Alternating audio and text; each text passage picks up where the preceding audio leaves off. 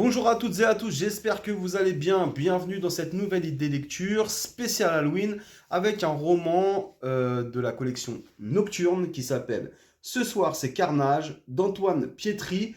Et en fait, ce roman, c'est le deuxième roman qui est sorti en même temps que Les Profonds d'Élie Darko et que d'ailleurs Les Profonds, j'avais beaucoup apprécié. Je l'avais lu cet été. Et celui-ci, je l'ai terminé de lire il y a à peu près 2 semaines.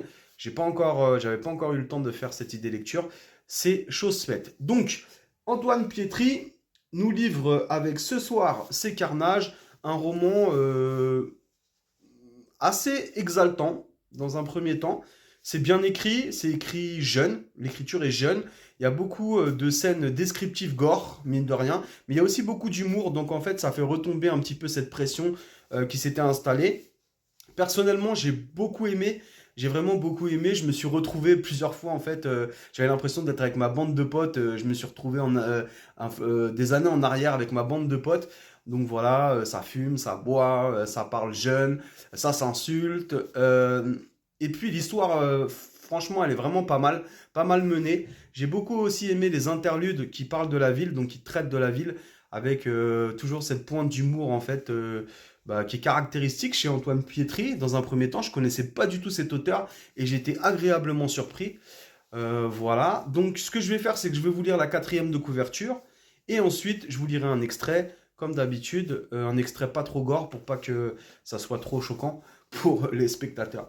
Et juste petite remarque, en fait, la première vidéo que j'avais tournée en fait sur ce roman, elle a été interrompue. Alors, je sais pas si c'est la thématique Halloween qui fait ça, mais en gros, j'étais en train de tourner et du coup, derrière moi, en fait, il y a des livres qui sont tombés. Donc, bon, coïncidence, j'espère, mais en ce moment, ça me le fait beaucoup, surtout quand je parle de romans un peu plus d'épouvante ou d'horreur. Donc, c'est pour ça aussi que je me suis calmé vis-à-vis de cette thématique.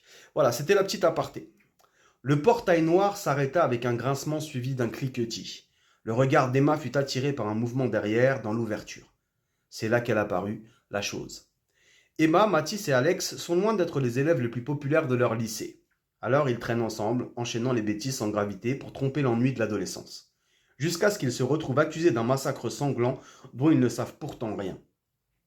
Qui est responsable de ce crime sordide? Pour tenter de se disculper, les voilà plongés dans une enquête qui les confrontera autant aux adultes qui croiseront leur chemin qu'aux mystères les plus sombres de leur ville. Antoine Pietri signe un récit aux accents de teen movie dans lequel tout dérape, laissant la place à une angoisse viscérale rappelant des séries comme Stranger Things ou Black Mirror. Je suis tout à fait d'accord avec ce quatrième de couverture, cette quatrième de couverture. Franchement, je suis tout à fait d'accord, ça décrit bien le roman, ça décrit bien l'atmosphère générale du roman qui est qui peut être pesante parfois, puisque c'est aussi un roman d'horreur, faut dire la vérité, mais qui est teinté d'humour.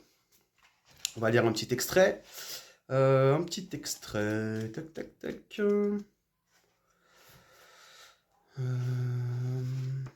Allez, un petit extrait. Interlude. Toutes les nouvelles, édition du 18 octobre, rubrique urbanisme. Bientôt un multiplex à Saint-André.